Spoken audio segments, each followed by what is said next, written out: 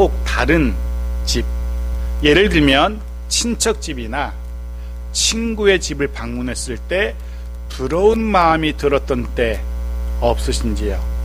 넓은 아파트 거실, 또 잘 가꾸어진 화초들, 또 차를 내오는데, 커피를 내오는데 근사한 또 화려한 커피잔의 세트들, 그리고 우리 집에서는 보지 못했던 최신의 가전 제품들, 이런 것들 혹시 보시게 되면 부러웠던 적 없으신지요? 저는 있습니다. 가면 간혹 그렇게 가다 보면 야, 저런 게 있구나, 저런 것도 있구나, 이렇게 부러워했던 적이 있습니다. 흔히 하는 말로 남의 떡이 더 커 보인다는 말이 있죠. 저도 그렇고 아마 여러분도 이 말, 이 표현 실제로 경험한 적 한두 번 이상은 있으실 겁니다. 사실 우리 집에, 내 집에 있는 것도 쓰기에 전혀 불편하지 않고 지금까지 전혀 부족함을 느끼지 못했는데 괜시리 더 좋은 것 보면, 남의 거 보고 나면은 내 것이 왠지 작아 보이고 초라해 보이고 내다 버려야 될 것 같은 그런 생각이 들기도 합니다. 분명 그것과 그 사람 것과 내 것 별반 다르지 않은데 뭐 그게 그거 같은데 다른 사람이 가진 것 괜히 더 좋아 보이기도 합니다. 주중에 이틀 정도 집 앞에 있는 주민센터에서 이렇게 탁구 치고 운동 한두 시간 운동을 합니다. 어깨 아파서 뭐 자를 못 치면 똑딱똑딱 이렇게 치곤 합니다. 그게 벌써 제가 어느덧 뭐 중간에 쉬는 기간도 있지만 3년이란 시간이 되었습니다. 3년 되다 보니까 이제 사람들 익숙하고 또 치는 것도 잘 치지 못하지만 여유 있게 치고 하니까 처음 오시는 분들은 저를 보면서 굉장히 부러워해요.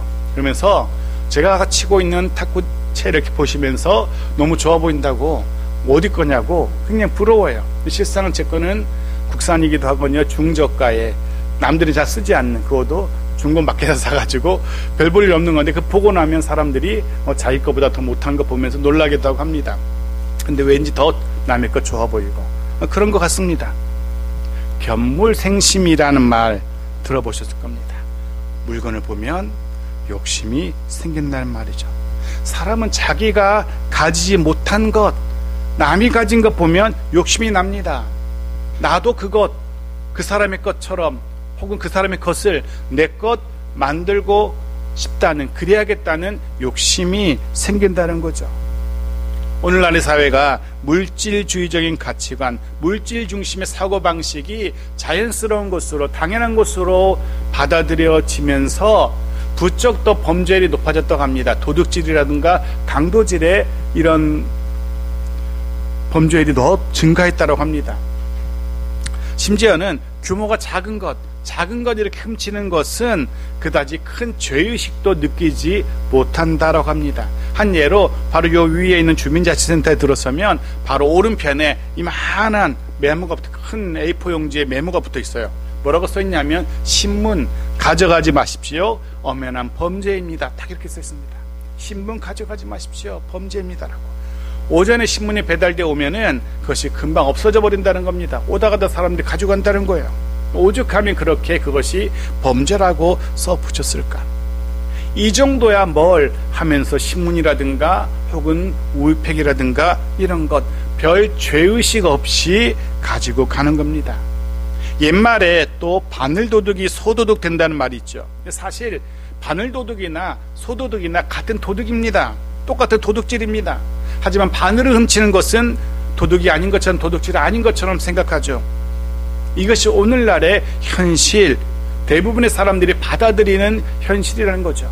바늘 훔치는 것 정도는 도둑질이 아니라고 생각하는 겁니다. 오늘 본문의 하나님은 이웃의 소유를 탐내지 말라고 명령하시는데요. 17절 말씀 다시 봅시다. 같이 읽죠. 시작. 내 이웃의 집을 탐내지 말라. 내 이웃의 아내나 그의 남종이나 그의 여종이나 그의 소나 그의 낙이나 무릇 내 이웃의 소유를 탐내지 말라. 잘 보시면 단지 재물, 뭐 금이나 은 같은 돈, 이런 것만 탐내지 말라는 게 아닙니다. 돈이 될 만한 것만 탐내지 말라는 게 아닙니다.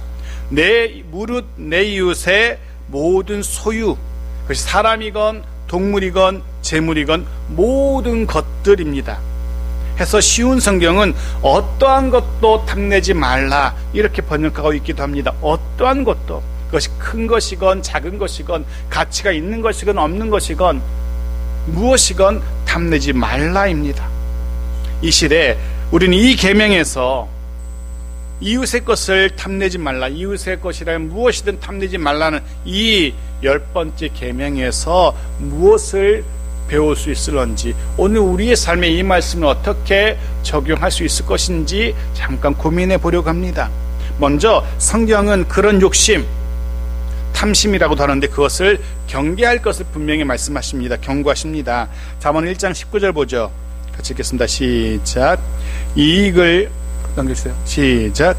이익을 탐하는 모든 자의 길은 다 이러하여 자기의 생명을 잃게 하느니라. 이익을 탐하는 것, 즉 이익을 남기려는 욕심을 말합니다. 그런데 선뜻 납득이 이해가 되지 않는 말씀입니다. 이익을 남기려는, 아니 이런 자본주의 세상에서 이익을 남겨야지 그게 정상적이지 않습니까? 내가 투자한 것보다 더 많이 거두고 벌어야지만 되죠. 당연히 그것이 정상적인 생각입니다. 그래서 투자하는 거 아닙니까? 그래 일하는 거 아닙니까? 그런데 본문은 왜 이렇게 말씀하실까? 여기서 말하는 이익은 그런 이익이 아닙니다. 내가 정당하게 일하고 투자하고 해서 벌어들이고 남기는 그런 이익을 말하는 것이 아니라 부당한 이익을 말합니다. 세 번역 성경은 이 이익을 부당한 이익이라고 이렇게 번역하기도 해요. 우리말 성경은 정당하지 않은 이익 이렇게 번역하기도 합니다. 부당한, 정당하지 않은 이익, 이해가 되실 겁니다. 그리고 그런 부당한 욕심을 버리지 못한다면, 정당하지 않는 욕심을 버리지 못한다면 그런 자의 결국 생명을 잃게 된다라고 경고하고 계십니다. 성경은 과한, 부당한 욕심을 버리지 못한다면 그 결국이 사망이라고까지 무시무시하게 경고하고 계십니다. 아니 좀 욕심낸 거 가지고 그 욕심 버리지 못하는 것, 그거 무슨 죽음이라고 사망이라고까지 말을 하느냐, 좀 과하다는 생각이 들기도 합니다. 하지만 성경은 그토록 엄중하게 경고합니다. 어떤 예화책에 보면은 남미의 인디언들이 원숭이 잡는 법이 소개되어 있더라고요. 목이 좁은 항아리를 묶어놓고 그 안에 바나나 몇 개를 넣어둔답니다. 그럼 지나가는 원숭이들이 그 바나나 냄새 맡고 그 바나나를 집으려고 손을 집어넣습니다. 그때 인디언들이 와서 원숭이를 잡아가는 거죠. 그런데 자기를 잡으려는 인디언들의 사람들이 옴에도 불구하고 이 원숭이는 그 좁은 항아리에서 손을 빼지 못합니다. 그 바나나를 놓지 못하는 겁니다. 멀뚱멀뚱 바나나, 한 손에는 바나나 잡고 멀뚱멀뚱 인디언 쳐다보다가 말 그대로 잡혀서 죽임을 당하게 되는 거죠. 우리 인생도 그런 것 같습니다. 부당한 인생, 부당한 이익, 정당하지 못한 이익 탐하게 된다면 그 결국은 사망이라고 성경이 분명히 경고합니다. 주님도 같은 가르침을 주시는데요. 누가복음 12장 15절 말씀입니다. 같이 읽죠. 시작. 그들에게 이르시되 삼가 모든 탐심을 물리치라. 사람의 생명이 그 소유에 넉넉한 데 있지 아니하니라 하시고, 모든 탐심을 물리치라. 큰 것이든 그 탐심이 큰 탐심이든 작은 탐심이건 부당한 욕심은 분명히 포기해야 하는 겁니다. 이것이 주님의 가르침, 성경의 가르침입니다. 물론 성경이 말하는 탐심은 단지 재물에 국한된 것만은 아닙니다. 조금 전에 출애굽기 말씀도 그렇지만 전도서 1장 18절 보죠. 같이 읽죠. 시작. 지혜가 많으면 번뇌도 많으니 지식을 더하는 자는 근심을 더하느니라. 무엇을 말합니까? 지식, 배움에 대한 지나친 욕심을 말합니다. 어쩌면 한창 배움의 과정에 있는 자녀들을 둔 부모님들이 들으면 역시 납득이 되지 않는, 이해가 되지 않는, 아니 어쩌면 도저히 받아들일 수 없는 그런 말씀일 수도 있습니다. 지혜가 많으면, 지식이 더하면 좋죠. 배우고 또 배워야 한다라고 저는 생각합니다. 아니 밤을 새워서라도 더 배워야 한다, 이것이 부모들의 생각일 겁니다.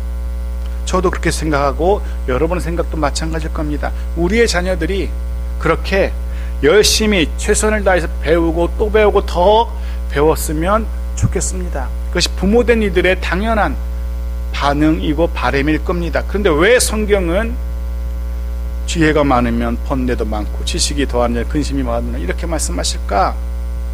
성경을 잘 보시면 성경이 금하는 것은 뒤에 나오는 번뇌를 가져오는, 근심을 더하게 하는 그런 지나친 지식과 지혜에 대한 욕심을 말합니다. 정상적인 지혜에 대한 지식에 대한 욕심이 아니라 번뇌를 가져오고 근심을 가져오는 그런 욕심을 말하는 거죠. 그런 거죠. 아이들에게 하루 2-3시간도 못 자게 하고, 심지어 밥 먹는 시간도 단어장을 손에 쥐게 하고, 친구들과 운동장에서 흙먼지를 날리며 뛰어노는 것은 상상도 할 수 없는 그런 부모님 있죠. 성경은 그런 지나친 지식에 대한 욕심을 말하고 있는 겁니다. 요 근래 TV 보니까 어느 개그우먼이 강남의 엄마를 패러디해서 많은 주목을 받았던 것 재밌게 보기도 했습니다. 실제로 유치원 시기에 초등학교도 들어가기 전에 과외를 받죠. 그것도 아주 경쟁률이 심한 그 과정을 뚫고 과외를 받습니다. 일명 의대 진학반. 초등학교도 들어가지 않은 아이들입니다. 유치원 아이들입니다. 근데 의대 진학반에 들어갑니다. 이런 아이들이 유치원을 졸업하고 나면은 이과생들도 고2나 돼서 배우는 미적분을 이 아이들은 다 떼고 간답니다. 초등학교 들어가는데 이미 미적분을 다 마스터하고 들어간답니다. 실제로 우리나라에서 일어나는 일입니다. 도저히 이해가 되지 않죠. 우리로서는 보통 사람들은 지나치다는 생각이 들 겁니다. 전도서가 말하는 많은 지혜, 많은 지식, 바로 그것은 이런 것을 얘기합니다. 이런 욕심을 말합니다. 성경은 그것을 금하고 있습니다. 경고하고 있습니다. 마태복음 20장에서는 또 다른 욕심을 우리에게 들려주는데요. 26절, 27절 보죠. 같이 읽죠. 시작. 너희 중에는 그렇지 않아야 하나니 너희 중에 누구든지 크고자 하는 자는 너희를 섬기는 자가 되고 너희 중에 누구든지 으뜸이 되고자 하는 자는 너희의 종이 되어야 하리라. 잘 아시는 구절일 겁니다. 으뜸이 되고자 하는 권력 욕심, 명예 욕심. 성경은 이런 욕심도 경계할 것을 분명히 말씀하고 계십니다. 사실은 우리가 세상에서 보고 듣는 모든 사건, 사고 중 대부분은 이런 명예욕, 권력욕에서부터 출발한다는 것 우리는 알고 있습니다. 이런 지나친 욕심에서 결국 무리를 일으키게 되고 사건과 사고를 일으키게 되는 거죠. 성경은 그런 욕심도 주의할 것을, 경계할 것을 분명히 경고하십니다. 그리고 성경은 그런 욕심, 어찌 보면 그 욕심은 마음에서 일어나는 것들이잖아요. 그 마음의 욕심, 더 금하는 이유를 이렇게 설명합니다. 예레미야 17장 9절 말씀 보도록 하죠. 앞부분만 같이 읽을게요. 시작. 만물보다 거짓되고 심히 부패한 것은 마음이라. 성경은 본래 하나님의 형상으로 선하게 창조된 인간의 본성이 그 에덴 동산에서의 사람의 타락, 죄로 말미암아 훼손되었음을 분명히 이야기합니다. 해서 이후의 모든 인생은, 모든 인류는 심히 부패한 마음을 가지고 태어나게 됩니다. 우리의 마음이 그렇게 심히 부패하다는 겁니다. 해서 그런 훼손된 부패한 우리의 마음의 외침, 우리 마음의 인도, 우리의 마음의 욕심을 따라서 살아간다면 결국은 그 마지막은 현실의, 실제의 죄로 이어질 수밖에 없다는 거죠. 주님도 산상수훈의 말씀에서 우리들 내면 마음의 중요성을 분명히 말씀하십니다. 왜냐하면 그 마음의 욕심이 결국 죄, 겉으로 드러나는 죄로 나타나기 때문에 그렇습니다. 마음의 욕심이 결국 죄의 출발점이기 때문에 그렇습니다. 마태복음 7장 21절부터 23절을 보죠. 같이 읽죠. 시작. 속에서 곧 사람의 마음에서 나오는 것은 악한 생각, 곧 음란과 도둑질과 살인과 간음과 탐욕과 악독과 속임과 음탕과 질투와 비방과 교만과 우매함이니 이 모든 악한 것이 다 속에서 나와서 사람을 더럽게 하느니라. 수많은 이런 입에 담기도 부끄러운 수많은 이런 죄의 모습들, 그것들이 어디서 출발합니까? 사람의 마음에서 시작합니다.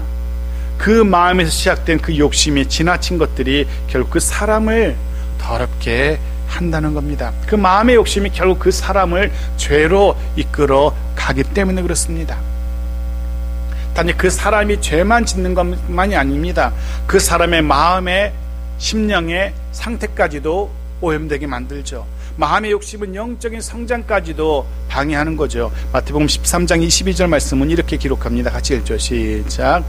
가시 떨기에 뿌려졌다는 것은 말씀을 들으나 세상의 염려와 재물의 유혹에 말씀이 막혀 결실하지 못하는 자요.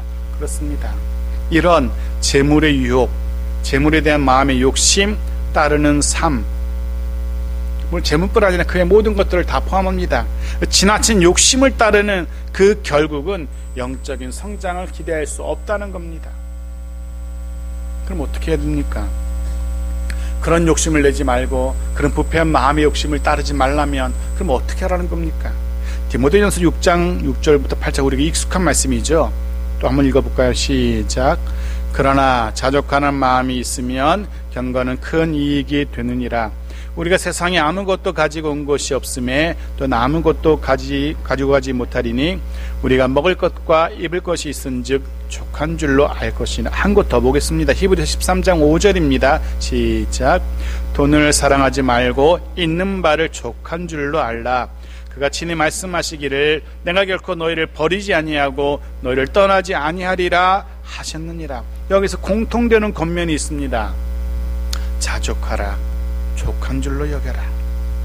자족과 족한 줄로. 우리들 마음속에 자리 잡고 있는 이 탐심이라는 이 거대한 이 세력들, 그것을 자족이라는 그 마음으로 하나씩 조금씩 그 탐심의 마음을 몰아내야 하는 겁니다. 그래서 결국은 우리 마음 가득 만족하는, 자족하는, 감사하는 마음으로 우리의 마음이 가득하도록 그렇게 해야 되는 겁니다. 그렇게 우리의 마음밭을 가꾸어 가야 하는 겁니다. 우리 마음속에 가득 차 있는 탐심이라는 그 돌멩이들, 그 찌꺼기들, 쓰레기들 다 골라내서 내보내는 그런 애씀과 그런 노력들이 우리 가운데 있어야 됩니다.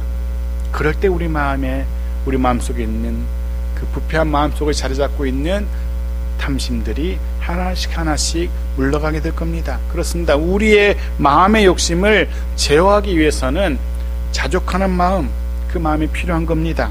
만족할 줄 아는 그 마음이 필요한 겁니다. 그럼 이어지는 질문이 이겁니다. 그럼 어떻게 자족하는 마음 가질 수 있을까? 어떻게 족한 줄 여길 수 있을까? 아무리 생각해도 난 만족하지 못하네. 나 아무리 생각해도 족하지 않은데, 아무리 생각해도 저게 더 좋아 보이는데, 남의 것이 더 좋아 보이는데, 어떻게 그 마음을 몰아낼 수 있을까? 어떻게 내 마음에 그 타락하고 부패한 그 욕심의 덩어리들을 몰아내고 만족하고 자족하는 그 마음을 회복할 수 있을까? 그 방법론적인 문제가 되죠. 빌립보서 4장 19절에서 이렇게 우리에게 답을 줍니다. 같이 읽죠. 시작. 나의 하나님이 그리스도 예수 안에서 영광 가운데 그 풍성한 대로 너희 모든 쓸 것을 채우시리라. 아멘. 누가 채우신다고요? 나의 하나님이 내 모든 쓸 것을 채우시리라. 그렇습니다. 자족하는 마음 회복할 수 있는 유일한 방법은 하나님을 바라보고 그 하나님께 의뢰하는 겁니다. 하나님의 채우심을 믿는 겁니다. 채우실 하나님을 신뢰하는 겁니다. 지난 주간 수요일의 말씀처럼 구하고 찾는 자에게 주시고 소원하는 것들을 주시는 선하신 하나님이심을 믿는 그 믿음이 우리에게 필요한 겁니다. 분명 우리의 상황을 보아서는, 우리 현실을 보아서는 답이 없습니다. 지금 나의 형편을 보면, 그리고 세상을 보면 남의 것과 비교하기 시작하면 욕심낼 수밖에 없죠. 타락한 부패한 마음이니까 더 좋은 건 눈에 보이면 그 욕심납니다. 그건 자연스러운 어쩜 현상일지도 모르겠습니다. 하니까 그 세상을 바라보고 하는 것이 아니라 하나님을 바라보면 이야기가 달라지는 거죠. 하나님을 의뢰하면, 하나님을 신뢰하면 달라질 겁니다. 더 이상 마음의 욕심이 아니라, 마음의 욕심을 따라 사는 것이 아니라 하나님의 인도하심을 따라 살아가면 되는 겁니다. 분명 그런 삶의 태도, 그런 우리 시선이 우리의 부패한 마음, 타락한 마음의 욕심을 억누르고 제어하게 될 겁니다. 그것들을 하나씩 몰아내게 될 겁니다. 주님도 이렇게 우리에게 말씀하시죠. 마지막 구절 같이 읽겠습니다. 시작. 그런즉 너희는 먼저 그의 나라와 그의 의를 구하라. 그리하면 이 모든 것을 너희에게 더하시리라. 마태복음 6장 33절의 말씀입니다. 사랑하는 성도 여러분, 모든 것을, 내 필요한 것, 내 쓸 것, 모든 것 더하시고 채우실 하나님을 신뢰하십시오. 나의 처지, 흔히들 꼬라지라고 하죠. 그것, 내 처지를 보면 스스로 초라하다는 생각이 들 때도 있습니다. 왜 나만 이 모양 이 꼴일까? 지금의 형편으로 인해서, 지금의 상황으로 인해서 불안하기도 하고 때로는 화가 나기도 합니다. 바로 그런 생각, 그런 마음의 욕심들이 결국은 탐심으로 이어지고, 또 그런 탐심들이 결국은 죄로 나타나게 되는 겁니다. 마음의 욕심이 이웃의 것을 탐하는 것으로, 지나친 욕심으로 이어지게 될 겁니다. 해서 주님은 우리의 마음의 인도를 따라 불안해하고 탐내는 것이 아니라 하나님을 바라보라고, 하나님을 신뢰하라고 강력하게 우리에게 공고하십니다. 그거 외에는 답이 없기 때문에 그렇습니다.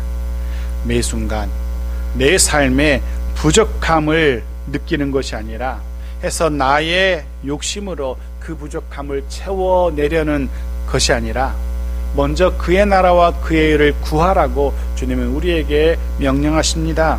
그럼 그 하나님께서 나의 그 부족을, 나의 그 연약함을, 모든 것을 채우실 겁니다. 그러니 더 이상 이웃의 것 탐낼 이유가 없는 거죠. 더 좋은 곳으로 내게 채우실 하나님이시기 때문에. 말씀 정리합니다.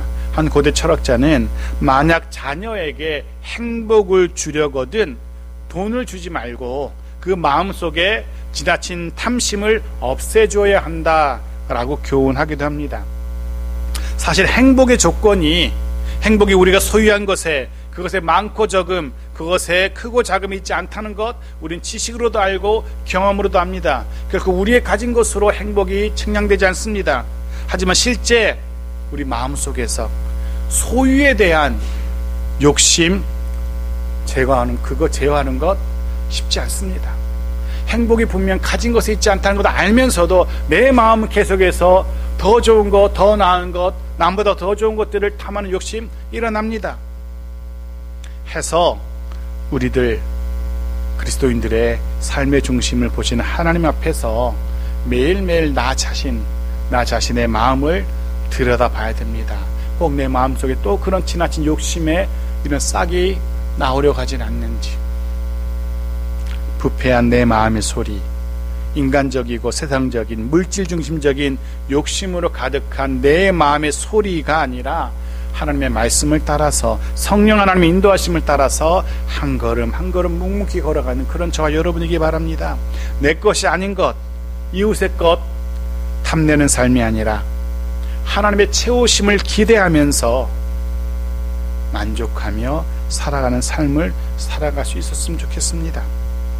우리의 또 한 주간의 삶이, 아니 우리의 이후의 매일매일의 삶이 그런 삶이길, 하나님으로 인하여, 하나님의 채우심으로 인하여 풍성하고 넉넉한 복된 삶이기를 주의 이름으로 축복합니다.